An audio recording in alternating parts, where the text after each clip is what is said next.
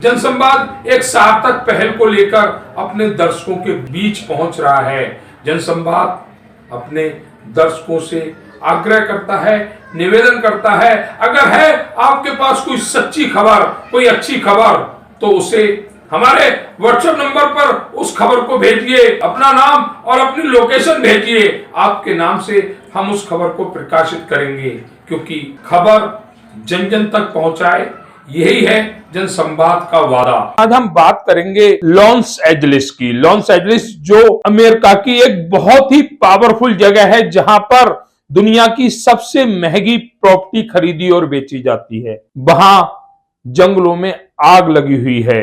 आग इतनी भयंकर कि उसने लॉस एंजलिस में कुछ रिहायशी क्षेत्रों पर भी अपना रौद्र रूप दिखला दिया है। अमेरिका एक ऐसा देश जो सबसे ज्यादा ताकतवर है, वह भी इस आग से घबरा गया है।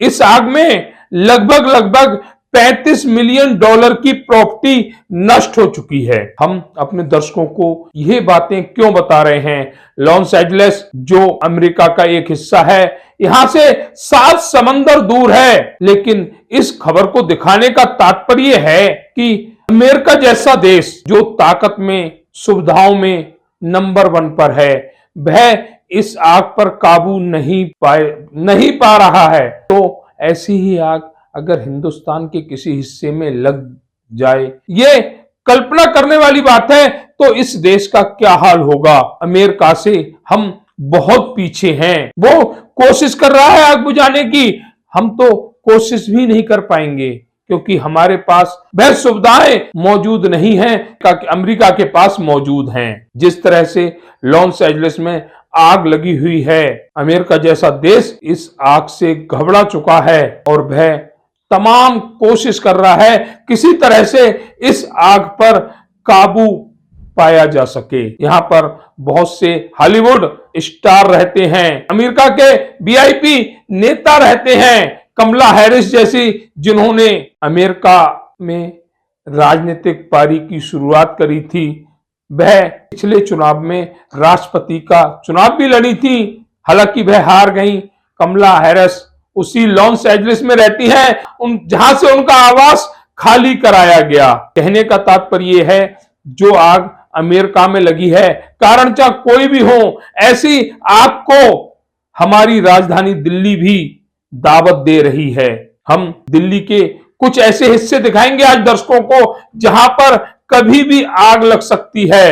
सबसे पहले हम लॉस एंजलिस के वह वीडियो दर्शकों को दिखलाएंगे जिसमें आग के वह खतरनाक सीन नजर आएंगे, और उसके बाद हम बात करेंगे दिल्ली की, उस दिल्ली की जो देश की राजधानी है, जहां वीआईपी नहीं वीवीआईपी लोग रहते हैं। उस वह दिल्ली आग लगने के बाद किन हालातों में पहुंच जाएगी, उन हालातों की कल्पना करना भी मुश्किल है। और इस आग अगर दिल्ली में यह हादसा होता है, तो उसकी जिम्मेदार होगी दिल्ली की दिल्ली पुलिस, दिल्ली के और अधिकारी, चाहे वो डीएम हो, एसडीएम हो, तहसीलदार हो, ये सभी इस आग के जिम्मेदार होंगे।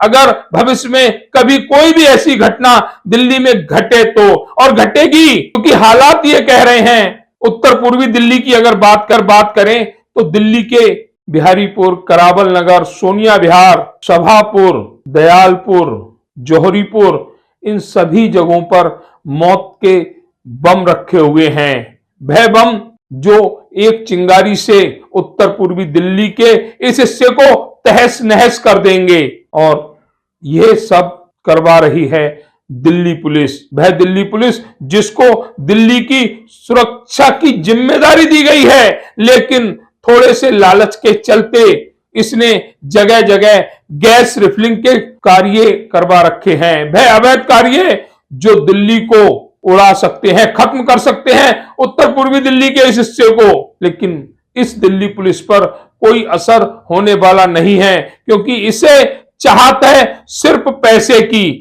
हालांकि हम इसकी पुष्टि नहीं करेंगे, परंतु दिल्ली पुलिस के संरक्षण में जो अवैध कार्य दिल्ली में हो रहे हैं, जिससे कभी भी आगजनी जैसी बड़ी घटना घट सकती है। लॉस एंजेलिस जैसी घटना उत्तर पूर्वी दिल्ली में सामने आ सकती है। उस समय इस दिल्ली पुलिस के पास कोई जवाब नहीं होगा। क्षेत्र चाहे कोई भी हो, जगह चाहे कोई भी हो, लेकिन इन सभी जगह अवैध रूप से कार्य को संरक्षण दे रही है दिल्ली पुलिस और दिल्ली के भय अधिकारी, जो चाहते हुए भी ऐसे अवैध कार्यों पर कार्रवाई नहीं कर पाते। क्या दिल्ली को लॉस एंजेलिस जैसी घटनाओं से बचाया जा सकता है? बचाया जा सकता है अगर दिल्ली के अधिकारी ईमानदारी के साथ कार्य करें तो। अगर जनसंवाद की खबर आपको लगती है अच्छी और सच्ची, तो हमारे चैनल को लाइक और सब्सक्राइब करें। बेल आइकन बटन को प्रेस करना ना भूलें, जिससे कि हमारे और आपके बीच की दूरी कम हो, हम हमेशा आपके साथ अपडेट रहें।